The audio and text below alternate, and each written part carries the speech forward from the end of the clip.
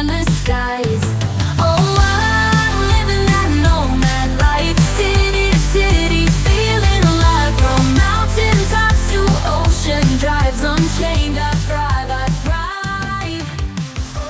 So thank you so much for coming on the show. It's great to finally meet you because this is how we meet each other nowadays, over Zoom. So why don't you tell us a little bit about why you decided you wanted to be a Nomads 50 plus and about your passion?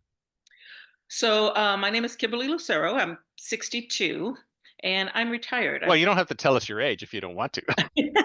I'm totally comfortable with that. If that's the worst thing that happens today. Remember, I didn't ask. I didn't No, ask. you didn't ask. Yeah, I totally volunteered that information. And who knows if I'm really telling the truth, right? Yeah, that's right. Anything is possible.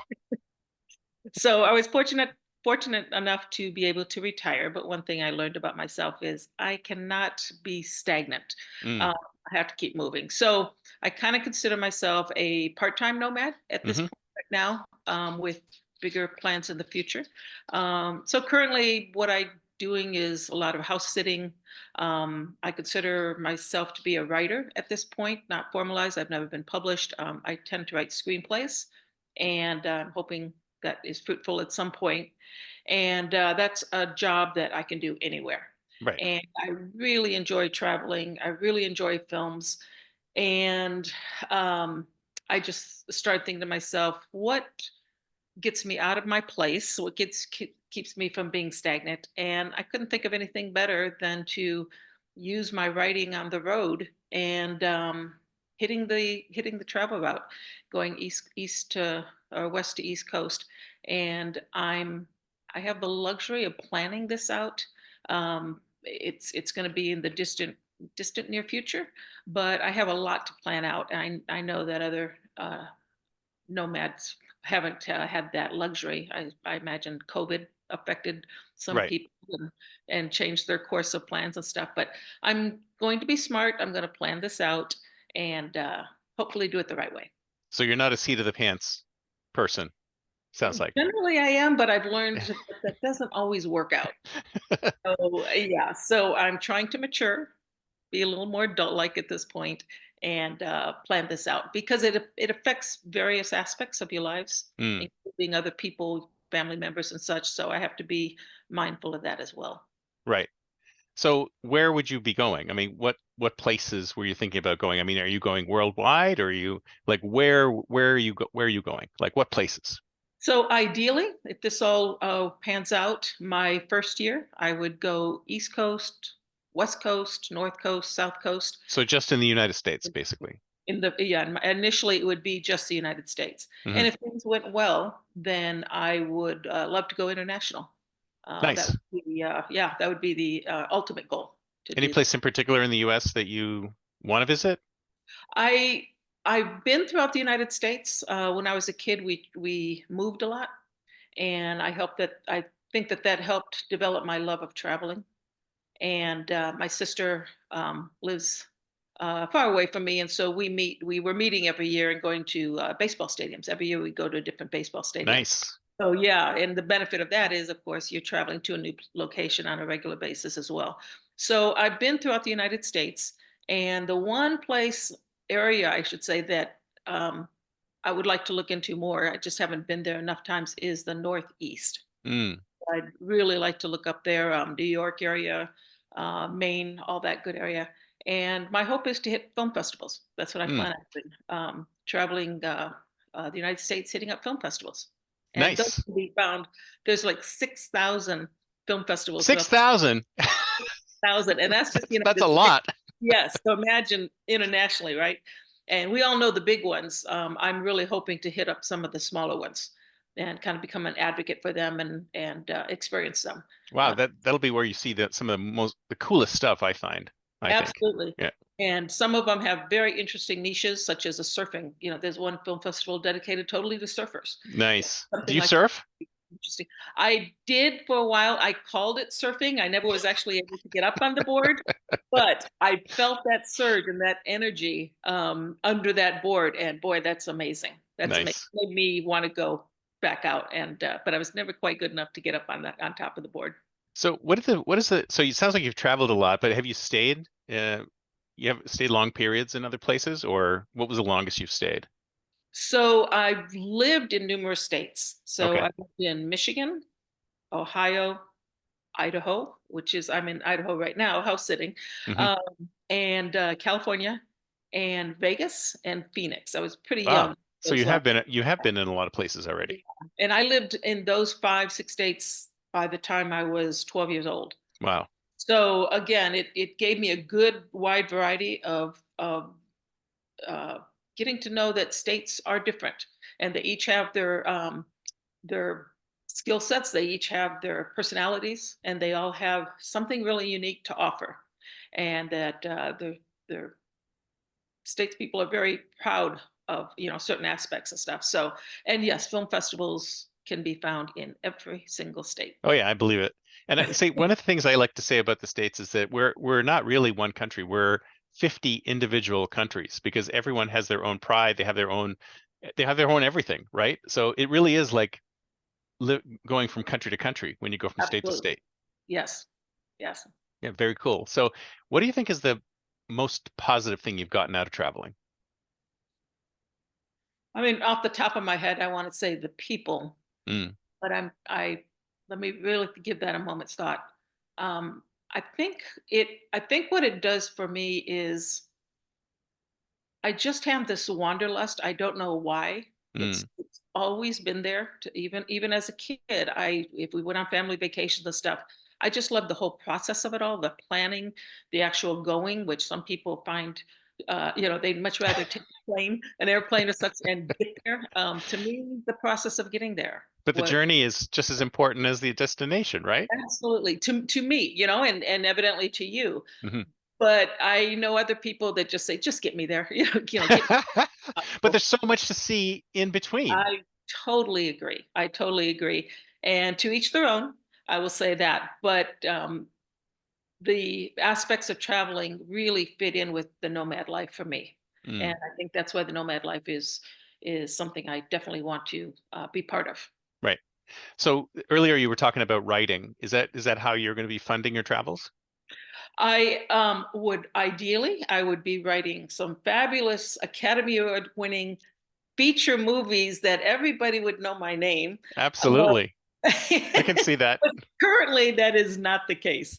So I cannot rely on it as an income source.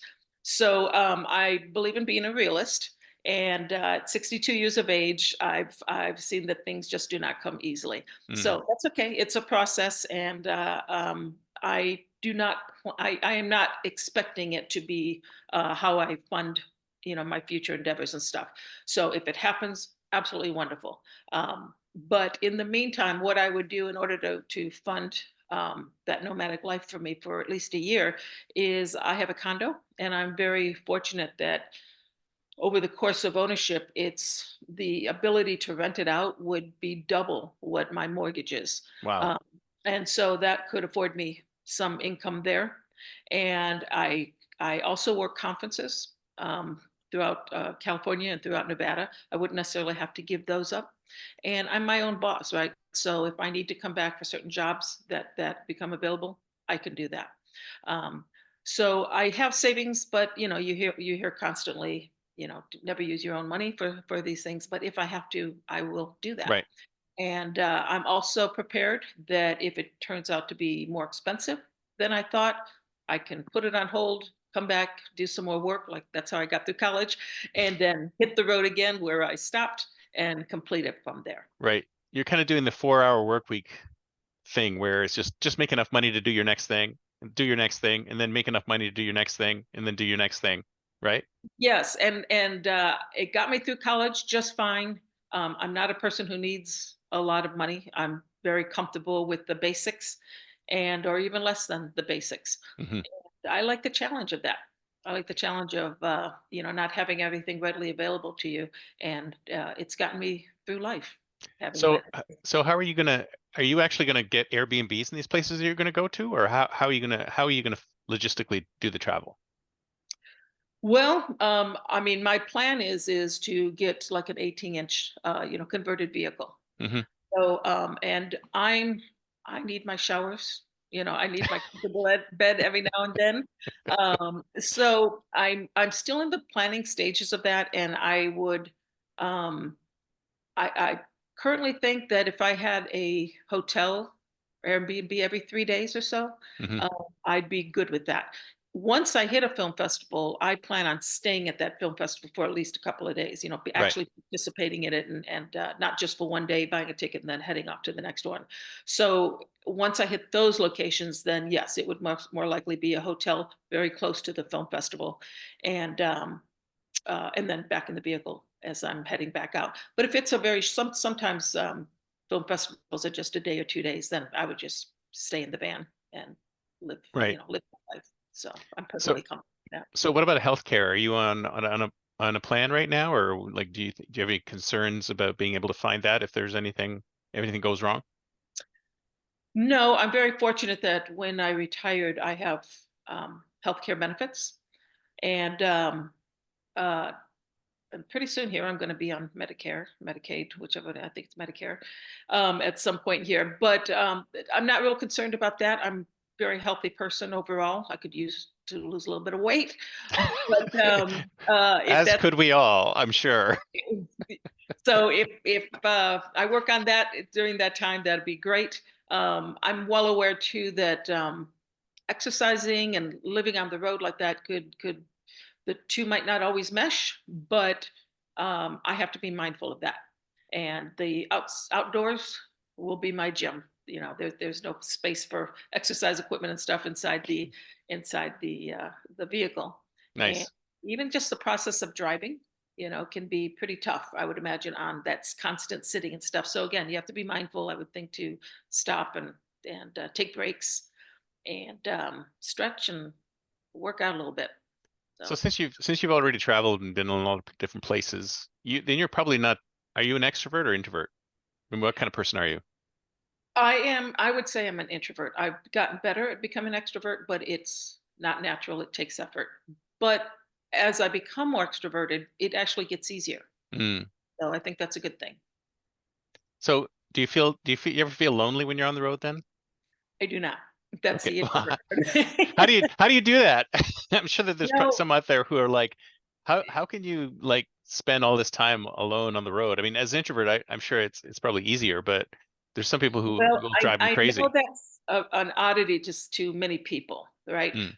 For example, when I was in college, I used to drive back from I was near Detroit, so I used to have to drive back home and or to Florida, something like that. I would so much prefer to be by myself than to be with a complete stranger. Mm. Because people would put on the board during breaks and such, "Hey, I need to go here. Anybody there? Anybody want a ride share?" And these strangers would meet up, and oftentimes people would say, "I just want company, so I'm not going to charge you for gas or anything. I just want the company."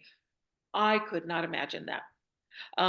Obviously, I see the benefits, from a financial standpoint, and even for half the driving, if you need sleep and such, if it's time sensitive that you get back, totally makes sense. But if it's just for company from a complete stranger, oh no, thanks, So I was thanks. almost just saying that it's actually easier to be a nomad when you're an introvert. Oh well, that's good. Well, I guess that makes sense. I guess that would make sense. Or it actually works both ways, right? Because you could be in these foreign locations, and you'd say, oh, I want to be alone, and you could also just start talking to people. So it works for everybody. No? I could totally see myself being that person way out, away from everybody by a nice lake and the mountains. I'm just as likely to do that as being comfortable pulling into an RV camp, Right. and sitting around and meeting new people that way. Um, but that's on my terms. That's really what it comes down to. Is it on my terms? When I find anything's being forced and stuff, I get a little awkward. I get a little uncomfortable. But sometimes you just suck it up and you go through it, and then you meet some fabulous people. Right. Your fears were unwarranted under those circumstances. So Uh, you've had that background where you've had to move from place to place and then almost like forced to meet new people. And now you've got the tools to be able to do that. You just think people need to build that sort of muscle? yes, and when I was younger and we kept moving, when I was a kid, I was very shy, and Mm. it affected my siblings and I differently. My sister absolutely hated it. Because every time you had to make new friends and such, right? And it seems like we always moved in the middle of the year when everybody already had their friends now and stuff. And but what saved me was I was The very parents do that on purpose, by the way. yes, yes, yes. And, sadly, I'm thinking of us as kids, but my parents had to go through the same thing, right? We Yeah, never think about that part yeah. of it. And then, we're whining about it or whatever, and they're trying to figure this new situation out as well. So, but what saved me was I was very athletic, and so I could get on a sports team with no problem. Maybe not as the top player or anything, but I was good enough to pretty much get on any Oh, sports. and you And got the camaraderie from the team. absolutely. Yeah. Mm, Once you've established yourself as a player and a team player and stuff, you're good. And so I always had that. And that's what really got me through. And then in the course of my job, of course, meeting, you have to come out of that shell. mm. Yeah. And I knew that. And uh, it is a muscle. That's a good way to put it, because the more I do it, the easier it becomes, the more successful. And I get to the point now where people are shocked when I say that I'm an introvert. So I think Mm. that's a really good sign that people don't see that in me. Yeah. Yeah, I think what ends up happening is that I'm an introvert as well, but you kind of get pushed towards extroversion and you end up sort of in the middle somewhere where you're Yes. like, because they say introverts are drained when they're around other people and extroverts are empowered when they're around other people. But what if you're kind of in the middle and you're neither empowered nor drained? Does that mean you're like a psychopath? No. Well, I don't know. I don't know. You might want to write me into your next script. Who knows?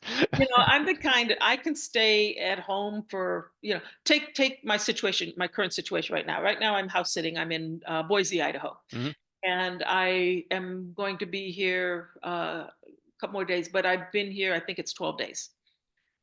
I can easily stay inside. It's 20, 30 degrees outside, and the dog that I'm watching is absolutely wonderful. The house is wonderful. I can sit here and be very comfortable and literally comfortable, not just environmentally, but with myself. 3, 4 days, no problem. I've been writing a lot, been keeping myself busy, but then I do get antsy and Mm, I want to. So, for example, last night I'm very comfortable with going to a restaurant by myself. Again, that's one of those indicators that some people cannot imagine going to a restaurant by themselves. right. I've been doing it for years and don't think twice about it. And But it got me out. I started talking to the waiter. Turned out he was from Michigan. We had a lot Nice. in common. Yeah, and now I have a friend in Boise, Idaho. So if it happens more organically, that's ideal. I'm not the type to force it. I'm not that person who goes right up to the bar and starts yakking at you, and I need people like that to come up and start talking like that, because I'm more likely then to engage. Right. So, but it works both ways, right? Like if you're an introvert, then you can be on your own. But if you're an extrovert, you can always find people to talk to because there's always people to talk to Correct. Yes, wherever you happen to go. So, absolutely. how did you get over that first hurdle when you were Of being realizing when you're going to a new place? Is like you joined the sports team, but like what kind of mindset did you need to have to get over the first hurdle of meeting new people? Because I think that's a lot of people who are thinking about doing this are like, oh man, I'm going to have to go to these new situations and new things and new people. And I mean, it's a dream I've always had, but then there's all this stuff around it. so as a kid, it was a little different. There was no key moment. It was the sports. Right. As long as I was good in the sports, that took care of that, right? So as I got older, um, let's take college, for example. Um, I suppose because I was in sports, it was easy for me to make friends. And so in college, that really wasn't an issue. And as Mm, long I heard somebody talking the other day, and they were talking about um, uh, when you're in your early 20s and such, making friends is not an issue, right. because that is what you do. It's when you're older that making friends and stuff becomes more difficult, because everybody then scatters, right? Everybody starts Yeah. developing. And when you're in your early 20s, you're all in this pretty much in the same game plan, right? You're looking for maybe relationships, you're finishing college up, you have all these things in common. And then gradually you do not. Mm, And that's when, friends start going out of your life. You might feel like this friend doesn't really benefit me anymore, or is becoming toxic. The relationship is becoming Yeah, you toxic. start cutting people out of your life because you're like, I don't need that drama. Yeah, and as time becomes more critical for you, the drama and stuff has to go. Right. It has to go. Ideally, you'd be able to see that and let those people, find their new friends. Um, so I would say even at work, when I was working, I was in a position where meeting or when I had to deal with the people that I was dealing with, the stuff that was never an issue. So maybe as I'm talking here, I'm realizing maybe I'm not an extreme introvert in that regard. Um, I just what I would say more is I enjoy the time I spend with myself Hmm. a lot. It doesn't make me feel less than. It doesn't make me feel like I'm missing out on life. I don't like it though when I'm noticing that I'm watching way too much TV, or again that stagnant. When I'm becoming stagnant, Right. I'm not good with that. And it's so easy to do if you don't have friends, if you don't have people in your life, if you don't have somebody calling you at the last minute saying, "Hey, let's go do this, let's go do that," and stuff. And so that's kind of a cost that you pay sometimes for being a bit more of an introvert. Um, and these friendships and developing relationships and stuff takes work. It doesn't Mm. just happen, Yeah. as you know. And it sounds like you also have to be very self-motivated too, right? Because like you said, you could conceivably just sit there and be scrolling on Facebook or on YouTube for hours and hours and hours because nobody's I've going to tell you to never stop done doing that that. before. Never done that. Never done that. Oh Not man, what even once. what a time suck, It is. It really is. And you're right. I really have to motivate myself and work on that discipline. Mm. This is it's been around for a while now, but it's a new problem, right? I mean, maybe every generation had their thing, but this one just can really um, take up your time, and Yeah. before you know it, you're not even aware. Yeah. So Well, it's designed to do that, right? It's designed. See, that's the thing that drives me insane is that all of this social media is they've got all these giant machines and AI and people all trying to drive you to watch more of it, right? And us poor humans, we just, it's tough to well, fight against, really. it is tough to fight against, right? And I would say that what we don't have in return is, aside from people giving advice here and there, we don't have an equalizer in that regard. Mm, We don't have a structured way of somebody reminding us, or learning ourselves, really working on that sense of discipline. I right. suppose the military would do that to some extent. um, uh, that military mentality, I suppose, would do that full on discipline and stuff. But I'm very much a B personality, Mm, and and when I say that, what I mean by that is I'm subject to having that demeanor. Well, oh, it doesn't really matter right now, type of right. thing. I Right. could do this for a little bit longer and stuff, rather than that. Get to it, get up and get to it, and start your day. So yeah, we don't we I feel like we can't totally blame it. You're absolutely right. We are everything is geared to make us want to do that, but we still have to find it within ourselves. But boy, it's hard. It's really testing us, maybe more than in for future or past generations have Yeah. had to really be so disciplined. Before it was the TV, right? You Yeah. turn the TV on, and 3 4 hours later goes by. That was bad enough. But Yeah. now we have TV with all these streaming services, with your choice of shows at any given time, and on top of it, you have all the social media, and you have a generation now that are in their 20s and 30s, and that's all they know. So Yeah. when people our age try to tell them, hey, there's more to life. There's this, there's that. You should need to have discipline. It's foreign to them, Yeah. and it is their world. They have to figure that out for themselves. Nice. You know? So tell me about the perfect digital nomad life that you would want to live. Like weave a tale. Boy, if I could have a brand new Mercedes, I think they call them RV or coach, or whatever. Do you have the model number? No. No, I was actually looking at a RV show that's coming up that I'm definitely going to be going to now, Nice. and I didn't want to be hounded and again, there's that introvert aspect. I don't like to be hounded. I don't like to be followed. I don't want anybody trying to sail. I'm just at the beginning stage where I want to look and see what each one offers. But boy, when I see that one on the road, whew, thing of beauty. So, um, so I would love. Is it in your price range? No. Maybe? No, no, and from a safety aspect, because I've had people say, hey, if you're looking to do something like this, I know somebody who has a converted van, they're selling it such and such. I'm very hesitant to do that because I don't know its history, Right. right? I don't know if they're selling me a problem that they've had now. And I cannot, afford to be, driving at 1 a.m, which oftentimes I do, Mhm. only to all of a sudden hear the sputter, sputter, sputter, sputter, and Yeah, then you don't want to break down in the middle of exactly. nowhere. So yeah, and not to say that that couldn't happen with a brand new vehicle as well, but significantly less odds that that's going to happen. Yeah. So from that standpoint, but there's cheaper versions, right? I don't have to have the full on Mercedes Benz one, but Eventually, once you sell those screenplays and you start making all exactly. this money Yeah, as you're yeah. wandering around film festivals and being like a famous film festival reviewer or interviewer, or Chris, once you get to that point, plan my then life for me, okay? Let's go. You can be my life manager. How's that? So so you get ideally, into this beautiful new Mercedes, I have and that. what do you do? I have if I could literally have anything, I have that.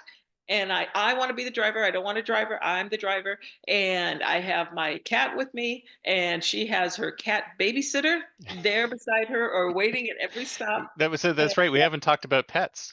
Like, right, you think your cat would be good with traveling? oh, I'm 50-50 on that. That's something that I am having to consider, and I already have two options if it doesn't work out. I'm working with her slowly, but the last thing I want is for her to be stressed out, And some cats just are whatever. What do you want me? What do you want me to do? What do you want to place me? Yeah. And they're totally good with that. This one, her name is Ninja for a reason. She's a little ninja like, and so. Um, we'll see how that goes. I have about a year to work on that and to really get a full evaluation. And like I said, I do have two options already for her, and it's nice to have that choice. Well, And one of those if you can options is train a not cat good. to use a toilet, you should be able to train a cat to get in your RV, right? Right, and but it's the whole. I mean, just taking her to the vet. Oh my Oh, God. really? I mean, she's gotten much better at it. She gets used to it. And that's why I say if she's getting used to it and she actually can get to the point where I feel like she's comfortable with it, then I'm good with taking her. But it also then requires extra needs, Mm, right? She's got her vet care at Banfield, she's good on that and stuff. But where do I put her? If I'm going to be out for the day and stuff, you don't leave her in the van. yeah. Um, um, and so I might have to consider, how much, additional cost of putting her up at Banfield, for that time and stuff. And how does that affect her? Right. All that. And Yeah, this you is a can't leave cat. her in extreme temperatures in the van. That's not good. You can't Exactly. do that. Yeah. Yeah. Yeah. And it just amazes me. The 6 pound ball of fur requires so much consideration, and I see people do it though with their dogs and their cats and stuff, and the flying and everything. So I know it can be done, um, but it's definitely on my list of things that I have to look at. So So ideally, she would be with me on my dream trip, and so you and Ninja pile into the van. we pile into the van, and she's got all her toys and goodies with her, and I have all my toys and goodies with me and stuff, and we hit the road. And again, if I could hit these film festivals with these little niches, and I can be an advocate for them in any way and stuff, I would love to do that. That's what I would like to do. And the other aspect of it is my screenplays. Mm. So I apologize for the dog, but she'll stop in just a moment. He'll stop in just a moment. Um, and now he's coming to tell me that somebody's there. So um, it's not at the door. So I love finding new places to write. Mm, Aside from the coffee shops are great. They're very generous with their space and everything. Um, but if I could find just very inspirational places to write along the way and be able to share those and write about them, I would love to do that as well.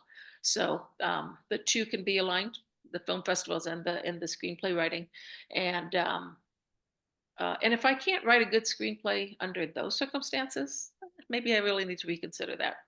So we actually got three, right? Because you got the screenplays that you're writing, you've got the festival writing, and you also have sort of travelogues as well. So it's like Yeah, three yeah, sets of things that you're yeah, doing. Have yeah. you done any travelogues before? No, I've never done any travelogues. I've never done any kind of writing, like, for newspapers, articles, or anything like that. So this is pretty new to me. The one thing I will say, though, as far as the screenplay writing is, it has been persistent. I've really enjoyed doing it. I've never thought of myself as a writer. I never excelled at it in school or anything like that. Just through the course of time and because of my jobs and stuff, I have so many stories and so many. When I go to a film, I am one of those people that can look at it and say, okay, could I have made that better? What would I have Mm, done to make that particular mm. better, that particular scene and stuff? And by no means am I an expert, and maybe in reality I'd make it far worse. Um, but I do come out doing that, right? And so that being a constant, um, I started screenplay writing, and I think I'm pretty good at it. Mm. I really do, and I think I can come up with some great ideas, and I find it fairly. I- I'm being careful because I find it easy, but in an uneasy way. I don't struggle with some things that I see some people struggling with. I understand. I use, for those who've never written a screenplay or don't know, I use software. Hmm. It's a very specific format, and I use software that allows me to do the format. But some people find it hard to put emotion in. They're great with the special effects. They're great with the explosions and stuff. But then there's no depth of emotion and stuff. And I have my weaknesses as well. I don't have a large vocabulary, and so sometimes it could be said in one word instead of the 10 words that I used in a sentence. But I hope I Editing. that out. Exactly. Yeah. So I really enjoy that, and that uh, I consider it to be more than a hobby now, and I'm glad I can take it with me. So you're But jumping in your van, you and Ninja are driving to the nearest film festival. What do you do yeah, when you get there? I'm meeting all kinds of people. My goal is, I would love to. Some of these uh, film festivals don't have a lot of energy behind them. It's sort of like the locals go, and that's about it. I Yeah. even read about one They're kind guy of who, doing it for the love, right? They're doing it for the love of the film as opposed to for money. well, that's what ideally would be, right? Some probably are doing it for the money. Mm. When you see how much they charge to put your film in, and then people say, I never even received any notice whether they were going to accept my film or not. It just, the date came and went that I was supposed to be notified and stuff. That suggests that maybe it was for those entry fees and stuff. Right. But there was a man that I read about who, his kids didn't have anything really to do during the summer, kind of like a farming type community. He bought one of those massive blow up, um, uh, I guess like a film screen, and he just told his kids, "Hey, invite all your friends over." Well, that turned into a regular Friday night thing, and now this man has his own film festival. And Wow, fantastic. yeah, 50 to 100 people show up. They charge, they're $5 to get in. They have popcorn and the whole bit. Nice. You best believe I will be going to that one. What And kind of films would be at a festival like that? you know Do they that's a, just pick a that's theme and a they just good run with question. it? He might just it's very it's geared toward children. Mm. So it could even be the local community films. That would make it interesting, Yeah. right? Well, that's Um, the thing. It's like when you think about film festivals, I mean, the ones that I've been to are usually like I've been to TIFF and I've been to a few in San Francisco, et cetera, and they're all over the place. Sometimes they're regional and sometimes they're thematic, right?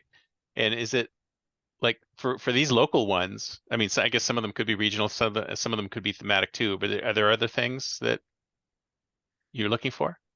well, some of them are geared toward, it depends on what kind of film festival, right? There's short film festivals and there's full feature film festivals. Some of them are, you're eligible, if you get in, your film could be eligible for an Academy Award. Right. Most aren't that way, but some are geared toward that. So as a as a screenplay writer, and if you're going to start submitting to these festivals, you need to know which festivals you're going to most likely have a chance, right? So a local one usually wants you to be local or have Mm. least filmed in the area. Well, And you're you either you're from there or you filmed there, or there's some you have exactly, some connection to that locality. exactly, yeah, it Right. totally makes sense, right?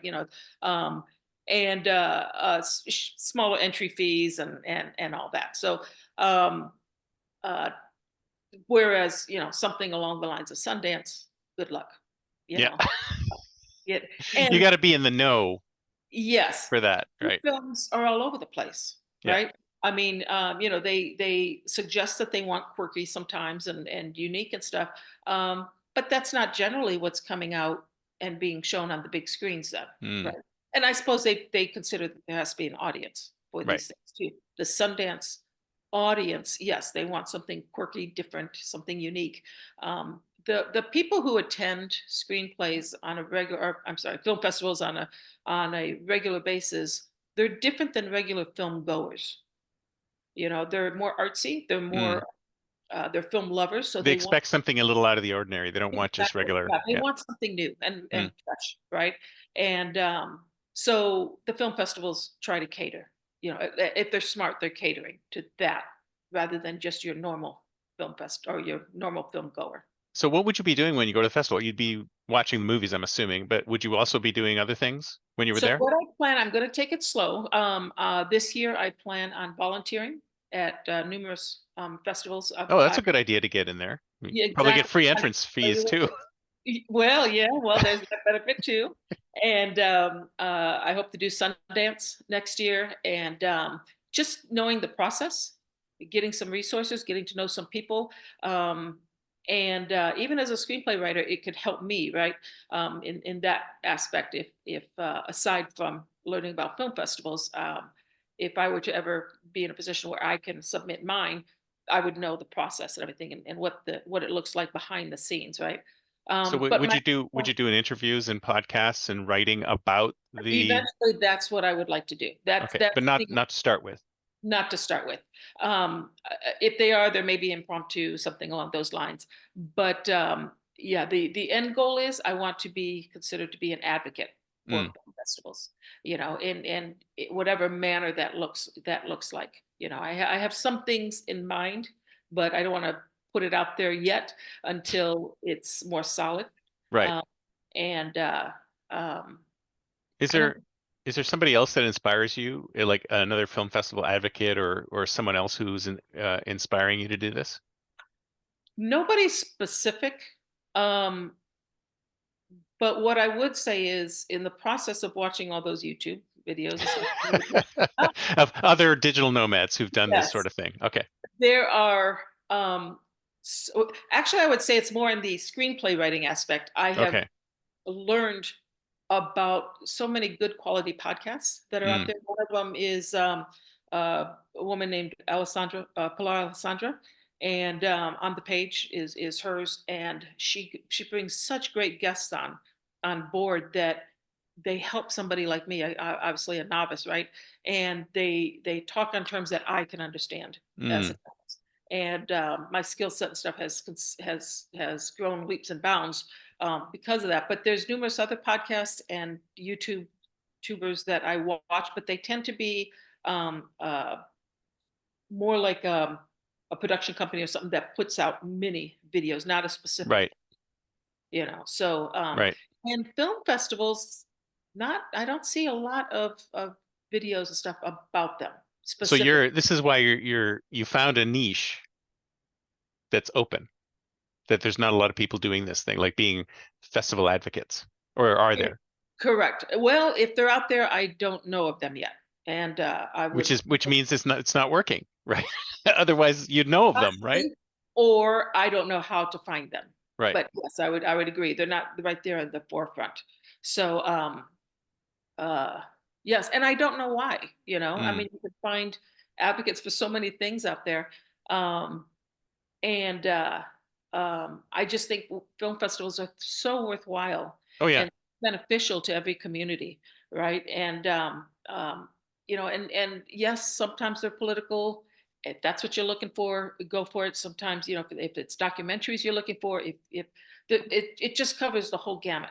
Yeah. Yeah, and if I can get one person every time I go that's never been to a film festival, that's success. That would Yeah. be success to me, and I know it's my love, and it doesn't mean it has to become everybody else's, but give it a chance. Yeah. See if it's Yeah, it's not funny because there's people who love film festivals and there's people who have never heard of them or wouldn't even think to go. right, And right. it's really you want to get to those people who either they've heard of them and they go, I'm not interested, or they've heard of them and they're a little bit interested, but they still don't want to bother going Yes, to it. and So and oftentimes these are films you will never see anywhere else again. absolutely, that's the Yeah. key. The Yes. key is these are things you're not going to see anywhere else. They're not going to be in theaters. They're not going to be they may not even be streaming. They may not be online. They're just like things you're going to see right there. Yep.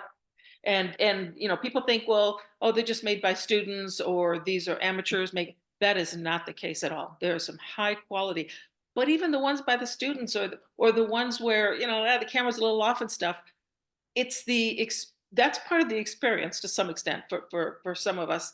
I don't need the film to be perfect. Mm. It's the story. How did you bring the story across?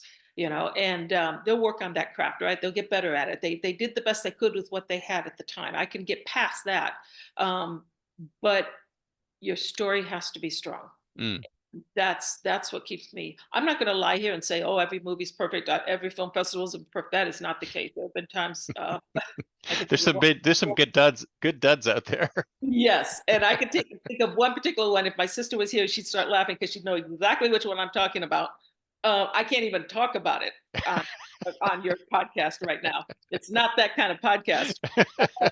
And let me just put it this way: it was a midnight showing, Oh and yeah. the tolerance level was way up there.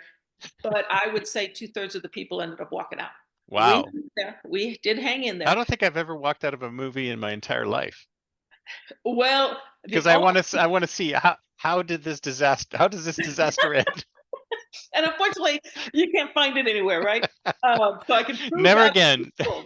Yes, I can prove to other people this actually happened, and it was a major film festival Wow.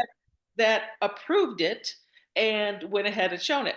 So, uh, but that said, we hung in there because I had to know how this ended.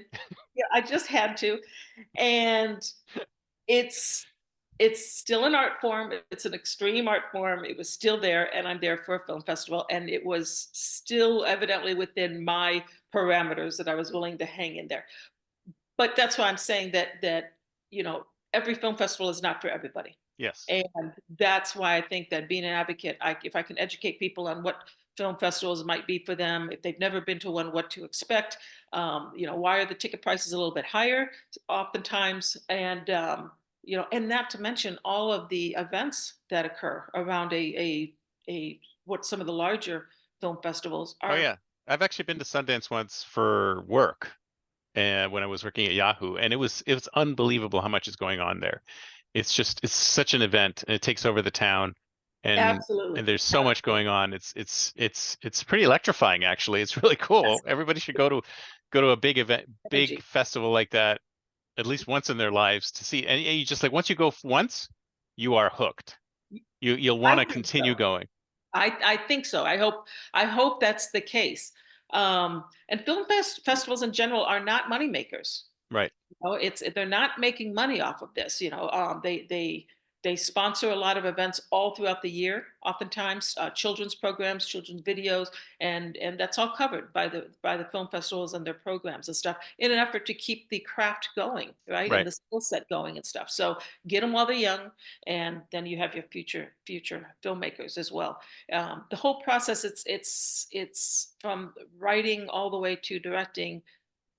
Each step has its own specialty, and it's not easy. Every step, when you watch that final movie, the all the work that went into it, just watch the credits, right? Mm. These ones with the major special effects and stuff. Each person, played a key role in that film.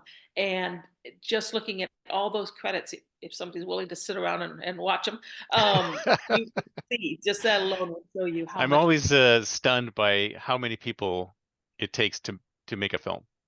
It's Yeah, insane. yeah. But at the same time, we have the technology today to just Yeah, grab your iPhone and make a absolutely. decent film. Absolutely. Yep. It's an amazing time to look into it. You know, people are making videos all the time now, Hmm. right? Yeah, And with a little bit of change here, a little bit of change there, and a little bit more knowledge and stuff, they could, some of these people could probably make some cute little quality driven short films here. You so do you know, ever see the so you're traveling from this festival to festival and you're interviewing people and you're experiencing. So you said next after that year, how are you going to get involved? How are you going to get more involved in these things? so if everything were to go well, and I felt that I hit enough film festivals, if I didn't, if it was, if I ran out of money, or family emergency, something like that happened, or I just really loved it, Hmm. nothing says I can't go again. And I'm not Right, speaking just do out of another round. yeah, and I'll be even better at it. I'll be more efficient. But if And there's 600 of them, 6,000 of them, is that what you said? 6,000? 6,000. How are you going to get to 6,000? That's like what, doing There's like no way. 10 a day? That's There's no 20 a way. day. Yeah, I'm going for quality, not quantity here. So I will, as the But what if date, there's a really good one in my basement? I'm game. I'm totally game. Because that's probably a 1 day thing, right? And then I Right. could hit up another Yeah. one. The big ones everybody knows, Yeah. and it doesn't mean I wouldn't necessarily go to those either. I definitely would, Sure. but uh, just the smaller ones appeal to me. The ones that have their own niche and stuff just really appeal to me. But any film festival, I'm Right. totally game. And so yeah, if it requires another round, let's go. I mean, evidently I But then could you do could that. you could visit a whole another set, like every year, do a whole another set. But like after you've gotten like really far down the path, would you change what you're doing, or you'd still be in your van with Ninja driving Ultimately, around? ultimately, I may be doesn't competition doesn't scare me. What I would really love to do is have a film festival on a cruise. Nice. Yes. That's ultimately what I would like to do, and I would by that time have um, the skills to do that, right? You would curate it. You would Contacts, yeah. actually curate the festival. Nice. PM has a cruise. One of my friends just recently went on it. A little pricey and stuff, but that's beside the point. If you're a movie lover, she says you're going to have a great time. Mm. She's definitely movie driven, which as it should be, and but it's not a film festival, right? So I've got a captive audience. They can't get it. And Like I say, you either go to the buffet or you go to yes, yes, yes. rock climbing wall or film Family, festival. but and that could be a continuous thing, right? With different niches, of course. Yeah. I could do that. But that's a ways down the line and stuff. And I don't think it's pie in the sky. I think it's very doable. I just have to build my own credibility up, right? Right. Or in partnership with somebody, have a skill set that I'm bringing along that I'm benefiting, and being able to do that. So this sounds fantastic, but what do you see as downsides to all this? Like what would you not be able to do if you were doing this? I think that I I don't think I'm going to lose some people, some friends and family. I just feel like they might feel a little ignored, Right. or But you um, can communicate to them from anywhere. You just have to like up your communications, I guess, right? and assuming I have the internet accessibility and stuff. But that's a possibility, right? But one of the things that I'm going to offer to my friends is, hey, you want to meet me? I'm going to be at a film festival in Phoenix, and I'm traveling here for a couple of days. I will know in advance where I'm going. So at Right. any time, anybody wants to be in that passenger seat, or sleeping in the back or something, I would love that. I Right. would love So you that. might end up seeing more people than you did if you were just Yeah, stuck in yeah, one really. place. Yeah, maybe I'm opening up a can of worms. Now you've But done it. yeah, really. I need to see your full itinerary so I know exactly where to. So that's one of them. I will definitely have to. My parents are getting up there in years, and I visit them on a regular basis every 3 to 4 months. So I will work around that. I don't want them to be affected by this. There's no reason why I still can't do both. I'm my own boss, right? I get to set my own schedule and Yep. everything. It's on my terms. So, and they live in Florida, and there's so many film festivals in Florida. Mm. So there's no reason why I couldn't work around that. Um, one thing I'll be very honest about is I feel like I'd be serving two separate situations. I can see the film festival Nomad being a full-time thing, but also I don't want it to be at the cost of my screenplay writing. Mm. Film festival Nomad came because of my screenplay writing, and I don't want to get so engaged in one at the cost of the other. So I have to be realistic, and I have to be mindful of that as I'm going along. So do you see yourself as just doing this for like 2 or 3 years and then stopping, or do you see this as a lifestyle that you might want to move into full time? I've never quite thought of it as a lifestyle, but boy, it does sound kind of interesting. I would say after the first year, Well, after you've done your 600 or no, 6,000 film there's festivals in the United States, suddenly you're like, film fest diva for the world, and you're going to Singapore and Bangkok and well, and that is, Paris and yeah. I mean, if I could just get 1% in, right, that's 60. yeah, So that's all you need. that's a lot, right? If it goes well by the second year or so, I would love to do international. I want to go to Cannes Film Festival so badly. And They'll ask you to come by that time that because you're would going to be be, so famous in the States. They're going to be like, is Kim going to oh, show up? I got to tell everybody what I'm wearing. That's right. I would love, actually, I've always thought about this. If the Academy Awards was, I would love to go buy a dress from the Goodwill. I swear to God. You can find some great, any thrift store, right? I want to find a dress that was less than $20 and be on the red carpet for less than $100. Yes. And when they ask me what I'm wearing, you know what? There's no tag on it. I'm sorry. And so be it. So, and not as a slap in the face or anything to industry or anything. I just think that would be just so great, just so great to do. And you're going against the grain here. Why not, right? I'm an artist. You can't blame me for that. But yes, I would love to do international as well, down the line. If all were to work well, why not? Right. And then, if that were to go well, then I have plenty of resources and experience and everything and credibility. So it could become your lifestyle at some point. You might decide, give up your condo and say, especially if you're making enough money as you go, you can give up your condo and go and just live anywhere, do anything. Yes, just go from place to place. In that, I'm not doing it for the monetization, of course, good luck with that, right? But if it happened, I could definitely go with that. Yeah, but then that would really affect your screenplay side of things, right? So it's kind of a balance. Yes. But I still have as many hours in the day as everybody else, right? And most people are having to go to work 8, 10, 12 hours, right? Children. Yeah, don't tell me about it. Yeah. As spouses, these are things. You have your freedom. You have your freedom. I have freedom, and I have Ninja, who takes about a half hour of my day every day. And does Ninja like stealth attack you sometimes? Oh yeah. We play hide and seek a lot. That's her favorite thing. It goes both ways. I get to hide, and then she wants to hide and such. So if the naive part of me says I can make both of these work. If that's not the case, then boy, what a choice. I think I would lean toward being a screenplay writer. But I have to be able to, at some point, monetize that as well, right? Yeah. And if I can't, well, then maybe I think I'm better than I am, which happens, frequently. And I need to be real about that. And then this opportunity here is available. Let's see how that goes. And then you may end up giving up your nomadic life to stay home and write screenplays. To be honest with you, I don't think I have to. If I'm enjoying it, why, right? I mean, there's people working, living the nomadic life all over. Why couldn't I do that? I'm just writing. Yeah.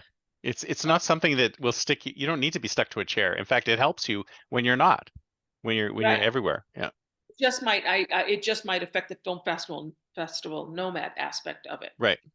So, So it depends on what gets monetized and what you love, what you decide you love more, right? Because it could be entirely possible that you get through a year of this and go, man, this is tiring. correct. I'll focus on the screenplays, but still you doing the nomadic lifestyle thing, but just doing the screenplays only, as opposed to going Correct. to the festivals or Yeah. working the festivals or whatever. The wanderlust will never go away. Yeah. I accept that. So the writing goes in well with that, and the film festivals as well. But yeah, we'll see. I am very aware that one may supersede the other, and I have to make decisions then at that point. Awesome. So one last thing. It's like, so if you had advice for someone who was thinking about doing this, what would you tell them? I'm not a full timer, and so it's kind of, I feel awkward giving some advice. Um, but I did ask a guy recently. I'm pretty good at. I'm feeling more and more comfortable going up to people who appear to be living out of their RVs, or they're living the nomad life. And I asked one guy, and I actually wrote down what he said. Actually, I don't have it here right here. But basically, what he said, if I can say it in the manner, he basically said, "Honey, if you don't like the cold, if you don't like not having cash readily available, if you don't like, he listed a whole bunch of things, negatives. Right. This isn't for you. But if you can get past all of that, don't miss out on the opportunity and Mm, feel grateful every day." I thought that was so perfect that I actually wrote it down. What I could remember as soon as I got back in my car. And it was an aspect of being grateful as well. It's one thing if it's not a choice, right? That's a completely different situation. You can be grateful that you have a van still, or whatever mode you're being able to sleep in and stuff. But if you have the opportunity to get out of an office, if that's not your thing, to get to travel the United States of America and see everything that it has to offer, um, and still make a living, and get to see friends and family and stuff along the way, and meet so many people, what's not to love? And don't forget to be grateful then in the process of all that. If it's a choice, be grateful. That I'm grateful that I'm even getting to aspire to be that. Who would have thought at 62, you know, that this would be something, this is where I'm at right now at this point in my life. I would never have seen that 30, 40 years ago. fantastic. Well, this is great. I mean, thank you so Perfectly much for coming on the show. If somebody wants to get in touch with you, what's the best way? So, Film Festival Nomad, just spell it out. Nice. I love it. Wasn't that a great name? At gmail.com. Fantastic. Do you have that website yet? I do not. No, that's Okay. in the I don't want to jump too far ahead. I feel like that's just, making a promise that it isn't quite there yet. But no, it'll be out there soon. Well, I shouldn't say soon. It'll Well, be maybe out by there. the time this shows up, maybe it'll be up. Who knows? I'll put Absolutely. it in the show notes. Perfect. Perfect. This has been great. Thank you so much. Thank you, Chris. I can't thank you enough. And good luck with and congratulations, and good luck with your show. Thank you very much. Yeah. Oh, I'm living that nomad life, city to city, feeling alive. From mountain tops to ocean drives unchained.